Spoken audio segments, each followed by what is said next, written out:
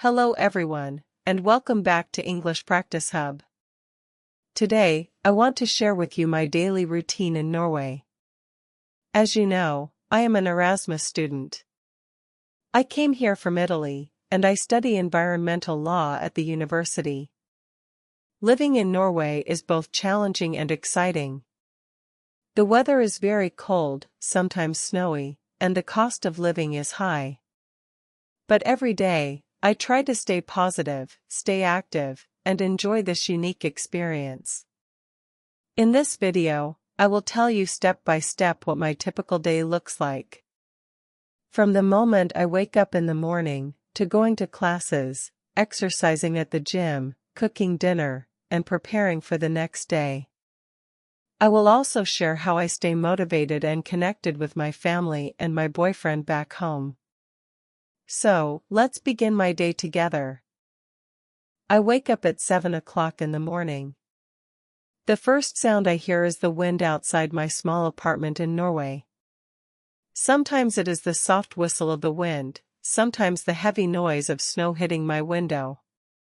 The room is dark, the air is cold, and for a few seconds, I just stay in bed. My blanket feels warm and safe, and I wish I could stay inside forever.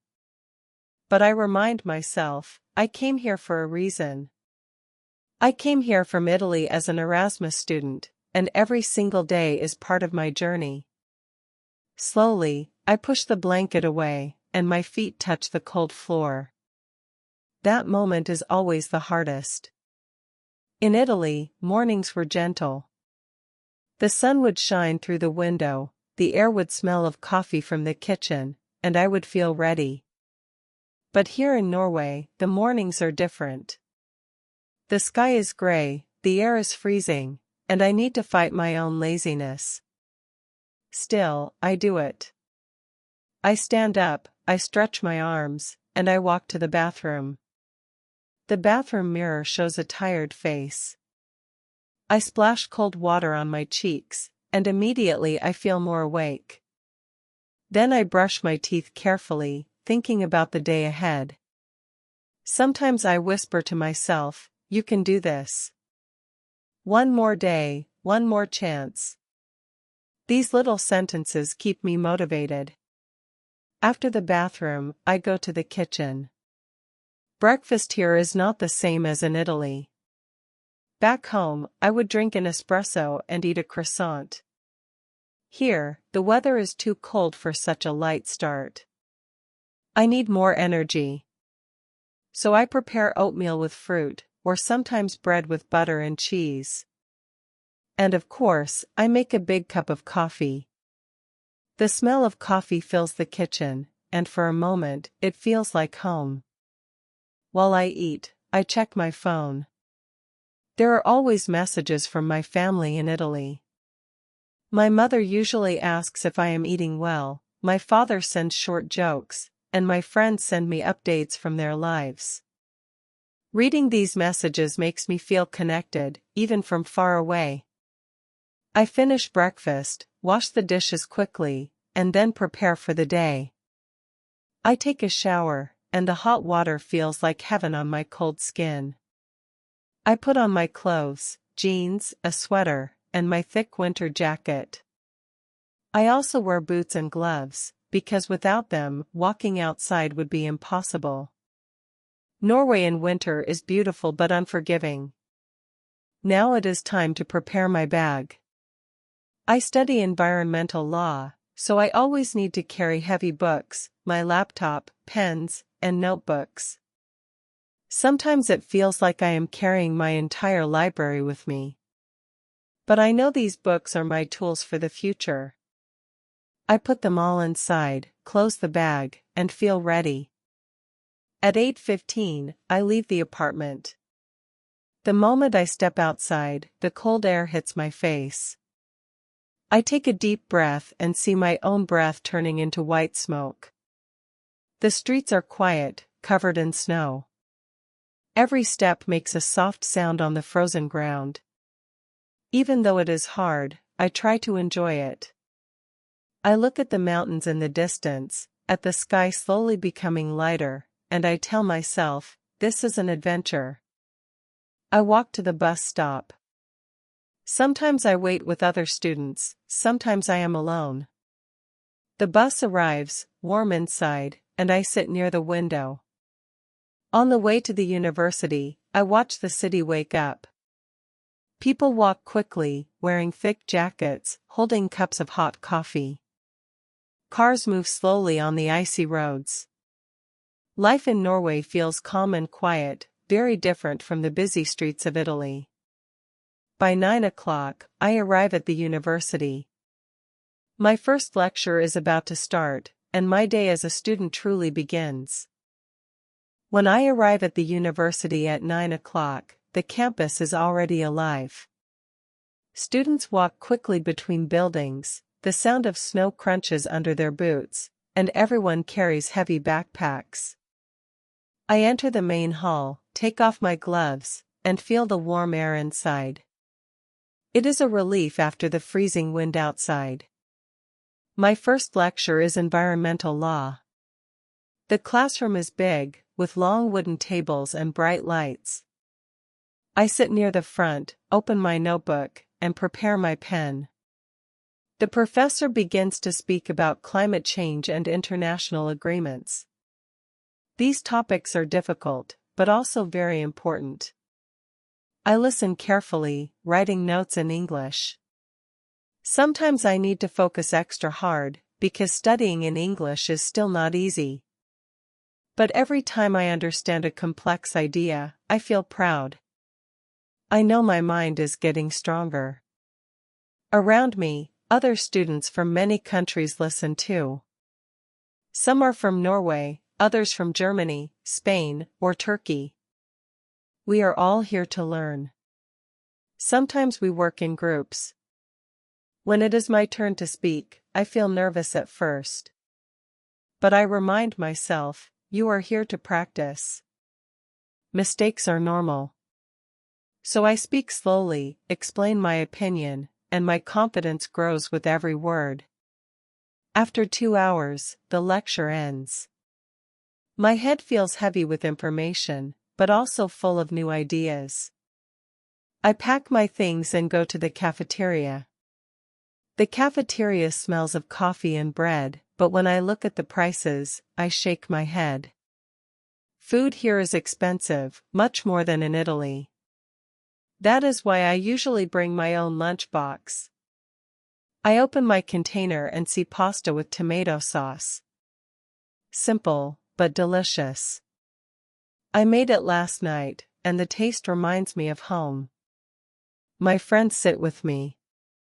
They laugh and ask, "What did you cook today?" When they see my pasta, they smile and say, "It looks amazing." Sometimes I share a little with them. They love Italian food, and it makes me happy to bring a piece of my culture to Norway. After lunch, I still have some free hours. I decide to go to the library. The library is warm and quiet, with big windows showing the snowy campus outside. I choose a table near the corner, open my laptop, and take out my law books. First, I read for my environmental law class. The texts are long and difficult, but I try to understand every page. I highlight important sentences and write short summaries in English. This not only helps me with my studies but also improves my English writing skills. After studying for a while, I take a small break. I drink tea from my thermos and look around the library.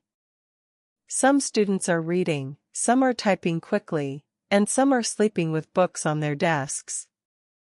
It feels comforting to be part of this silent community of learners. Then I open a different document on my laptop, my book project. In my free time, I am writing a book about artificial intelligence and the law. This is not part of my Erasmus program, but it is a passion project connected to another university. Writing this book is challenging, because AI is a fast-changing subject, and I need to do a lot of research. But it also excites me. Each time I write a new chapter, I feel like I am building something important for the future. I type slowly, thinking carefully about each sentence. Sometimes I stop and check an article online. Sometimes I look out the window for inspiration. The snow falls softly, and the world outside looks peaceful. I write about how artificial intelligence can affect privacy, human rights, and even the environment. These are deep topics, but they connect perfectly with my studies. Time passes quickly. I don't even notice the hours. At some point, my phone vibrates. It is already 5 o'clock in the evening. I stretch my arms, close my laptop, and pack my things. The library was my world for the afternoon, but now it is time for another important part of my day, the gym. When the clock shows 5, I close my books and leave the library. My head is full of ideas, and my back feels heavy from carrying books all day. That is why the gym is so important to me. It is my way of clearing my mind and giving energy back to my body. I walk through the cold streets with my headphones on. The snow makes the ground slippery, so every step needs attention. The gym building is warm inside, filled with music and movement. I change into my sports clothes, tie my hair back, and begin my workout. First, I run on the treadmill. The sound of my steps mixes with the beat of the music. My heart beats faster, my breath becomes strong, and I feel alive. After running, I move to the weights. Squats, push-ups, lifting, every exercise reminds me that strength is not only physical but also mental. I think of the Stoic idea, discipline is freedom. 1 hour in the gym makes me feel free from stress, free from doubts. At 7 o'clock in the evening, I go back home. The first thing I do is take a long, hot shower. The warm water relaxes my muscles, and I feel clean and renewed. Then, I walk to the kitchen. For me, cooking is not only about food. It is about love, culture, and memory. Tonight I decide to make lasagna. The smell of tomato sauce and cheese fills the small apartment. While the food cooks in the oven, I prepare a small salad and set the table. Cooking reminds me of Italy, but also gives me comfort here in Norway. It makes me feel less homesick. Sometimes I eat alone, sometimes with friends. Tonight, I invited 2 classmates to join me. When they arrive, their eyes immediately light up. Italian food again? We are so lucky, they say, and we all laugh. We sit around the table, share the lasagna, and talk about our day. They tell me about their classes, their projects, and their struggles with the cold. I listen, I share my own stories, and we laugh about small cultural differences. These dinners are not only about food, they are about building friendships. After my friends leave, the apartment becomes quiet again. I clean the kitchen, put away the leftovers, and prepare food for tomorrow. Pasta for lunch, maybe some soup for dinner. Living in Norway is expensive, so planning my meals is necessary. It saves me money, and it also gives me control. Around 9 o'clock, I finally sit on the sofa with my phone. This is the moment I wait for every evening, calling my boyfriend. He is Turkish, and even though he lives far away, he is always close to my heart. I press the call button, and when I hear his voice, I feel warm inside. We talk about everything. I tell him about my lectures, about the book I am writing, about my gym session, and about the dinner with friends. He tells me about his day, his work, and his family. Sometimes we joke and laugh until tears come to our eyes. Sometimes we talk seriously about the future, about our dreams, and about how hard it is to be apart. These calls are the highlight of my evenings. They give me strength, they remind me that I am not alone, and they keep our love strong. After we talk, I sit for a while in silence, thinking about everything. I feel grateful. Even though life in Norway is cold, expensive, and sometimes lonely, I have many reasons to smile: my studies, my friends, my book project, my passion for cooking, and most of all, the love I share with him. At 10 o'clock, I look at the clock and realize it is time to prepare for the last part of my day, my night routine. When the call with my boyfriend ends, the apartment becomes silent again. I put down my phone, lean back on the sofa, and close my eyes for a few seconds. The laughter we shared still echoes in my head. Even though he is far away, his voice makes me feel as if he is sitting right next to me. That connection is enough to give me energy for the rest of the night. But my day is not finished yet. There are still things I want to do before going to bed. I stand up, make myself a cup of herbal tea, and carry it to my desk. The warm steam rises slowly, and the smell of mint fills the room. I open my laptop again. The screen lights up my face, and I return to my second world, the book I am writing. Writing about artificial intelligence and the law is not easy. The subject is huge, and there are so many details to consider. But when the rest of the city is quiet, my mind feels sharper. I type slowly, carefully, adding a few more paragraphs. Sometimes I stop and think about how technology can change our future, how it can protect human rights or maybe even threaten them. This mix of hope and fear gives me motivation to continue. I know not many Erasmus students spend their evenings like this. Some prefer to go out, to party, to meet new people. But for me, writing is another kind of adventure. It gives me a sense of purpose beyond my studies. I may be only a student now, but one day, I want to contribute to something bigger. After writing for about an hour, my eyes start to feel heavy. I save my work, close the laptop, and tidy up my desk. Then I move to the bathroom. I brush my teeth again, wash my face, and tie my hair. My reflection in the mirror looks tired but satisfied. Back in my bedroom, I change into my pajamas. The bed looks inviting, with its thick blanket and soft pillow. But before I lie down, there is one last step in my routine. I take out a red cap from the drawer and put it on my head. It may look funny, but I wear it every night to protect my hair while I sleep. It has become my personal tradition, my little secret. When I see myself with the cap in the mirror, I laugh quietly. Life can be difficult, but small habits like this make it lighter. I finally get into bed.